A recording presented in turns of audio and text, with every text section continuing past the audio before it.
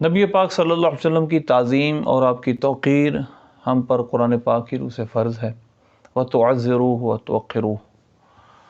تو لہذا تعظیم اور توقیر کا جو طریقہ بھی عرف میں رائج ہو اور وہ شرعاً منع نہ ہو، وہ اختیار کرنے میں کوئی حرج نہیں ہے،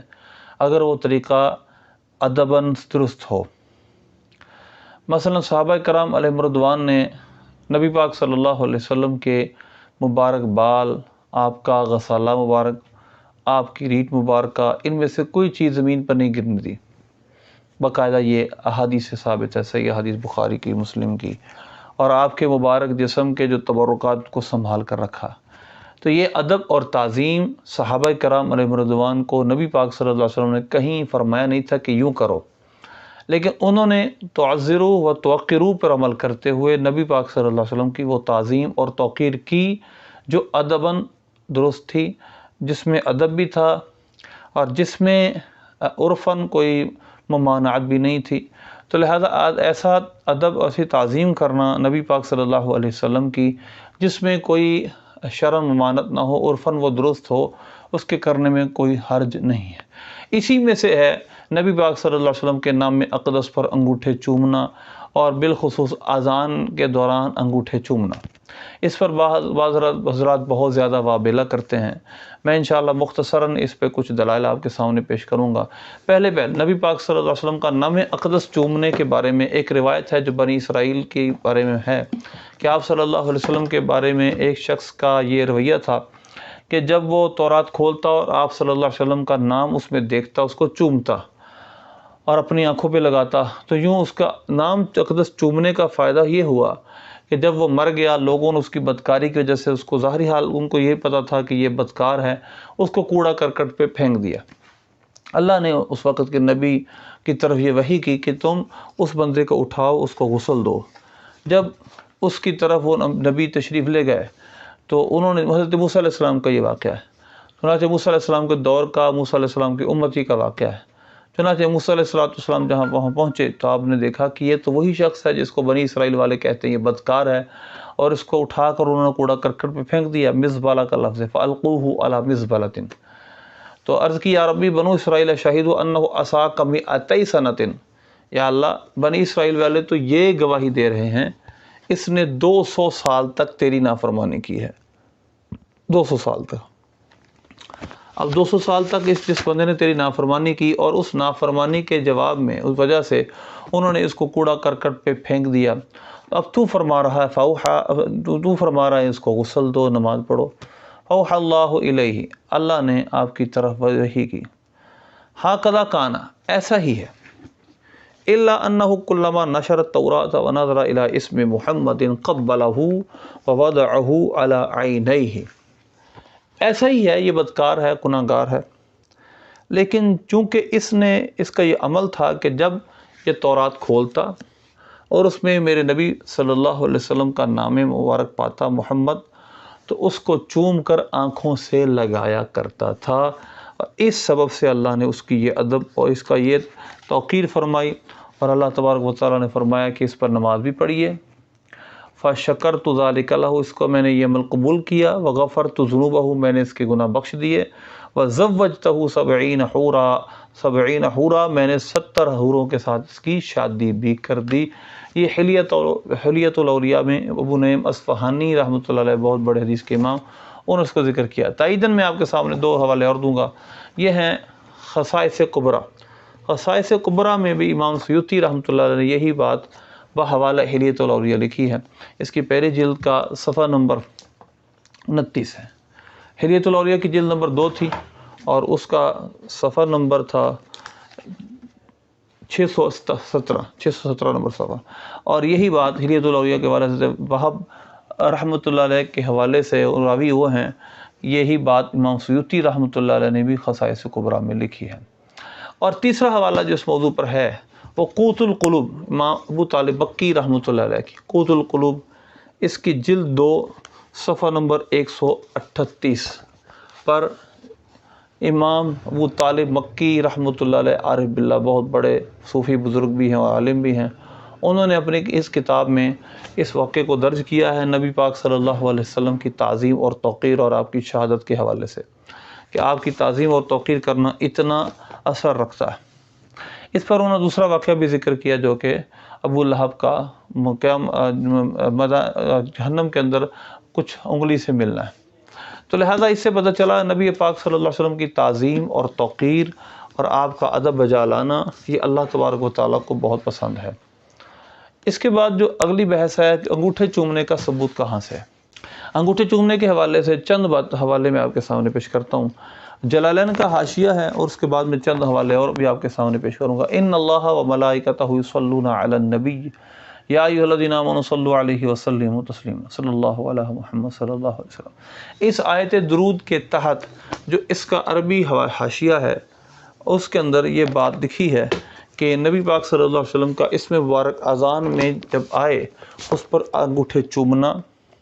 اور آنکھوں سے لگانا یہ بالکل درست عمل ہے۔ صدیق اکبر رضی اللہ تعالیٰ عنہ کا یہ معمول تھا، اور میں آپ کو وہ عبارت بھی پڑھ کے سناتا ہوں۔ عبارت یہ ہے،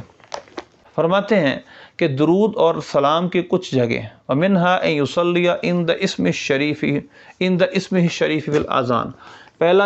ایک جگہ ان میں سے یہ ہے کہ نماز میں اذان میں نبی پاک صلی اللہ علیہ وسلم کا اسم شریف سننا اور اس وقت کیا کرنا، اس وقت اس کو آنکھوں سے لگانا۔ اور مستحب علم انہ یستحب قال عند السماع الاولى من الشہادۃ الثانیہ، پہلی شہادت میں آپ صلی اللہ علیہ یا رسول اللہ، دوسری شہادت یعنی اشہد ان محمدا عبدہ ورسولہ، یہ دوسری شہادت ہوتی ہے اذان میں اس میں۔ اور پھر جب دوسری دفعہ یہی کلمات کہے جائیں تو کہا جائے قرۃ عینی بک یا رسول اللہ، پھر کہا جائے اللہ متعنی بالسمع والبصر بعد وضع ظفر الابہامین علی العینین، کہ بعد اس کے کہ اپنے انگوٹھے چوم کر اس کو آنکھوں سے لگایا جائے۔ فإنہ صلی اللہ علیہ وسلم قائد لہ الی الجنۃ، اس کے نبی پاک صلی اللہ علیہ وسلم جنت کی طرف قائد ہوں۔ اس کے بعد ابو طالب مکی رحمۃ اللہ علیہ کا جو میں نے ابھی آپ کے سامنے کتاب قوت القلوب رکھی تھی، اسی کا حوالہ دیتے ہوئے آگے مزید لکھتے ہیں، فرماتے ہیں حضرت امام ابو طالب محمد بن علی مکی رفع اللہ درجتہ در قوت القلوب روایت کرد کہ حضرت امام ابو طالب مکی رحمۃ اللہ علیہ اپنی کتاب قوت القلوب میں روایت کرتے ہیں از ابن عیینہ سے کہ حضرت پیغمبر علیہ السلام بمسجد درآمد و ابو بکر رضی اللہ تعالیٰ عنہ ظفر ابہامین چشم خود را مسا کرد۔ نبی پاک صلی اللہ علیہ وسلم مسجد میں تشریف لائے، حضرت ابو بکر صدیق رضی اللہ تعالیٰ عنہ نے اپنی آنکھوں پہ یوں ہی مسا کیا، یعنی آنکھوں پہ انگوٹھے چوم کر لگائے اور کہا قرۃ عینی بکا یا رسول اللہ۔ اور چوں بلال رضی اللہ تعالیٰ از اذان فراغتے، جب حضرت بلال رضی اللہ تعالیٰ اذان سے فارغ ہوئے، حضرت رسول اللہ صلی اللہ علیہ وسلم فرمود، سرکار نے ارشاد فرمایا کہ ابا بکر ہر کے بگوید آنچ تو گفتی، اے ابو بکر جو تو نے کہا ہے، اگر جو بھی کوئی یہ کہے از روئے شوق بلقائے من، مجھ سے ملاقات کے شوق کی وجہ سے، و بکنت آنچ تو کر دی، اور جو تو نے کیا ہے وہی کرے، خدا درگزر و گناہان و ویرا آنچ باشد نو و کنہا خطا و عمد و نہان و آشکارا، کہ وہ جس طرح کے بھی اس کے گناہ ہوں گے، خواہ وہ نو ہو، کنہا ہو، نئے ہو، پرانے ہو، خواہ وہ خطان ہو، عمدن ہو، نہا ہو، اشکارا ہوں، چھپے ہوں، ظاہر ہوں، اللہ ہر طرح کے گناہ اس کے معاف فرما دے گا۔ پھر اسی پر امام سخاوی کا حوالہ دیتے ہیں جس کو انشاءاللہ میں بعد میں عرض کروں گا۔ پھر ایک اعتراض کا جواب دیتے ہیں فی شرح الیمانی یکرہ تقبیل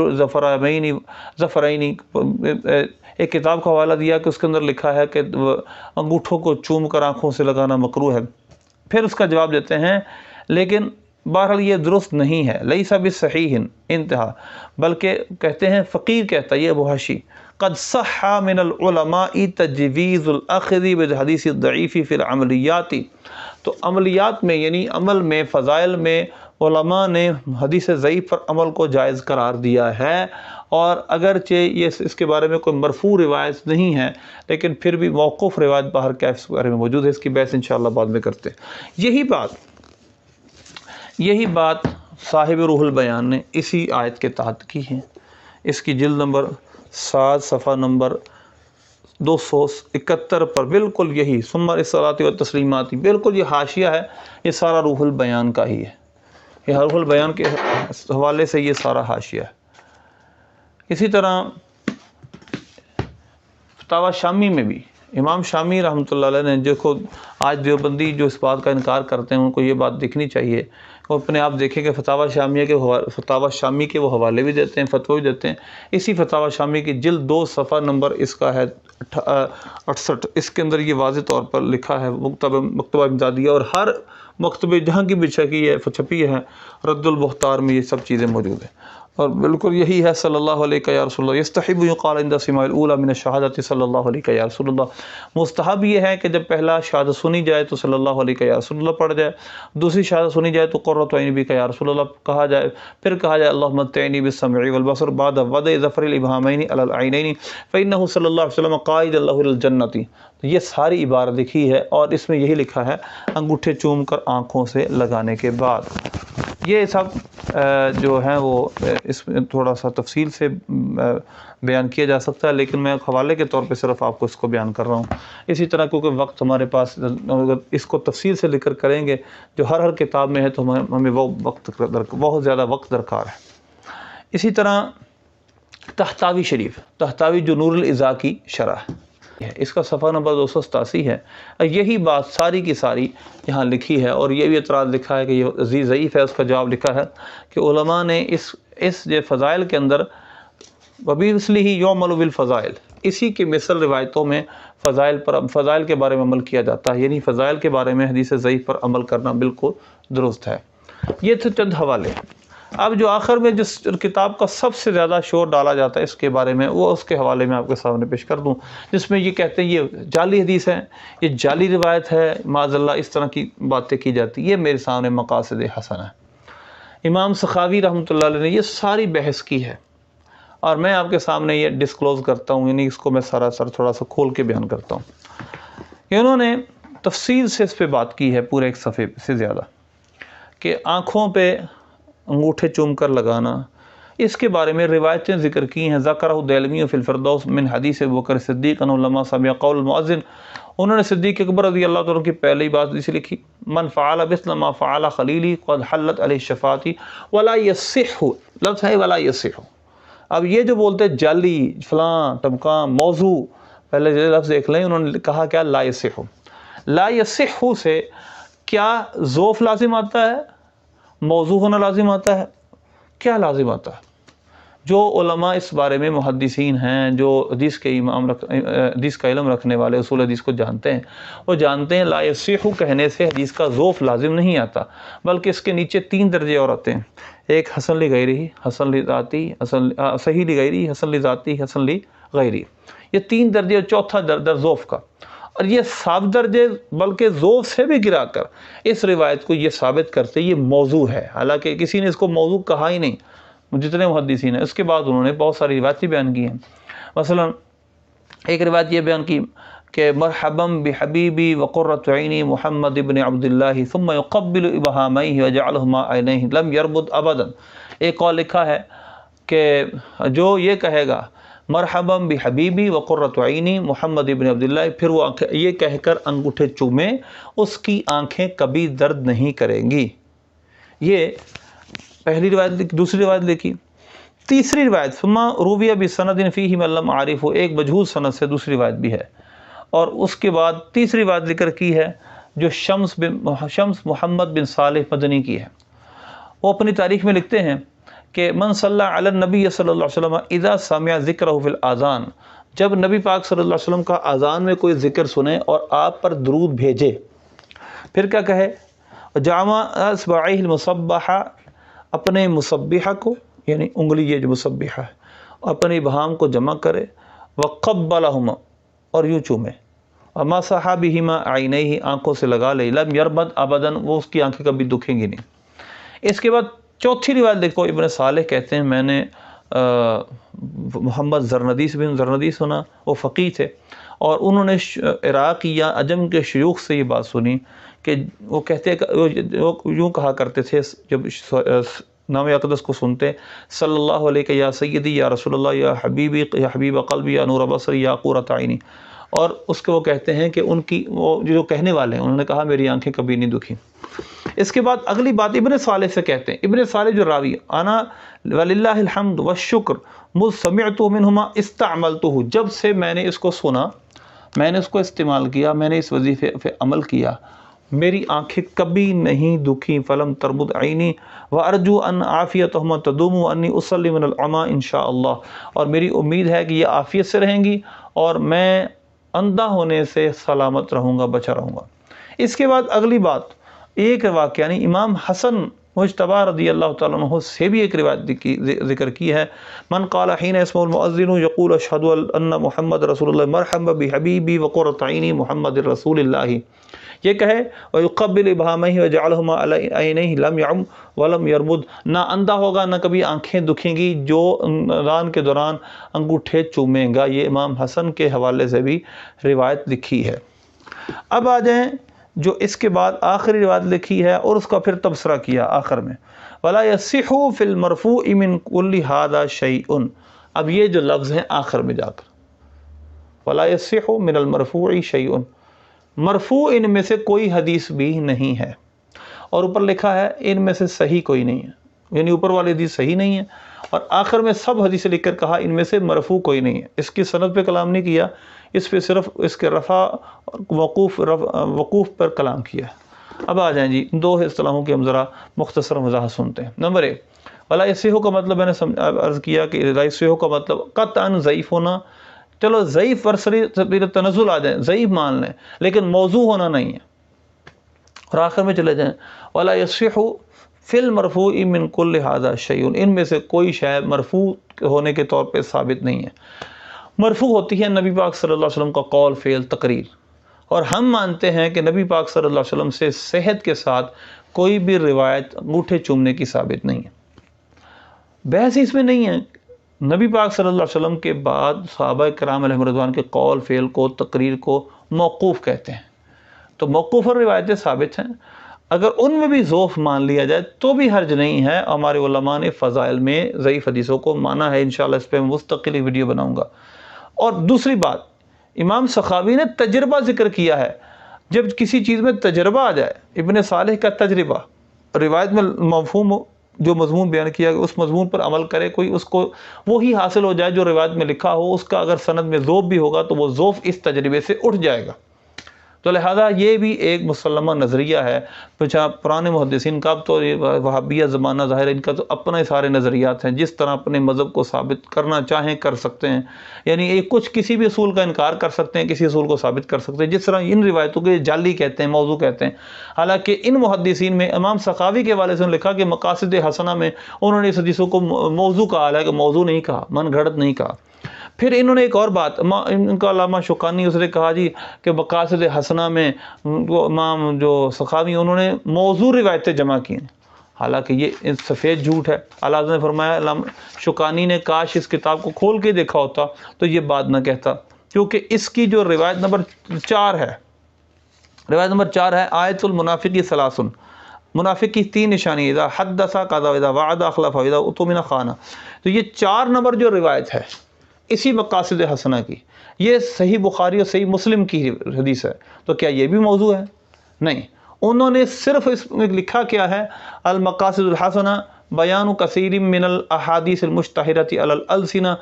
زبانوں پر جو مشہور روایتیں ہیں ان کے بیان میں، اور مشہور روایتیں موضوع بھی ہو سکتی ہیں، صحیح بھی ہو سکتی ہیں، ضعیف بھی ہو سکتی ہیں۔ انہوں نے یہ التزام نہیں کیا کہ اس میں صرف موضوع روایت ہوں گی، وگرنہ کتنی حدیثیں اس کے اندر دکھائی جا سکتی ہیں جو صحیح ہیں، صحیح بخاری کی ہیں، مسلم کی ہیں،